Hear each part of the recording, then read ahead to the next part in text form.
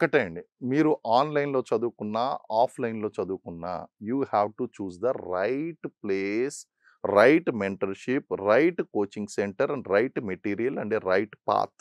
ఇది చాలా ఇంపార్టెంట్. మీరు తీసుకునేటువంటి డెసిషన్ ఏదైతే ఉందో, మీకు ఆ రైట్ పర్సన్ దొరకనప్పుడు, రైట్ పాత్ దొరకనప్పుడు, రైట్ మెంటర్‌షిప్ దొరకనప్పుడు, మీరు చేసేటువంటి ప్రయత్నాలు ఎందుకంటే, ఈ చేసేటువంటి జర్నీ ఏదైతే ఉందో, మీరు ఆ ఫిఫ్త్ క్లాస్ నుంచి, సిక్స్త్ క్లాస్ నుంచి డిగ్రీ వరకు చేసేటువంటి ఈ జర్నీ ఏదైతే ఉందో 10 ఇయర్స్ జర్నీ, మళ్ళీ కరెక్ట్ చేసుకొని వెనక్కొచ్చేటువంటి పరిస్థితులు లేవు. అవకాశం ఒక్కటే. ఆ అవకాశంలోనే మీరు తప్పులు చేసుకుంటూ వెళ్ళిపోతే గనక మీ పాతే మారిపోతుంది. కాబట్టి ఇలాంటి గైడెన్స్ ఏదైతే ఉందో, ఈ అవేర్‌నెస్ ఏదైతే ఉందో, ఇది స్టూడెంట్స్ తెలుసుకోవాల్సినటువంటి విషయం కాదు. పేరెంట్స్ తెలుసుకోవాల్సినటువంటి విషయం. అవేర్‌నెస్ అనేటువంటిది చాలా అవసరం. కాబట్టి you take the counselling, you take the right guidance, you be in the right path and the sky is the limit for you అండ్ అవకాశాలనేటివి మీ దగ్గరికి వెతుక్కుంటూ వస్తాయండి.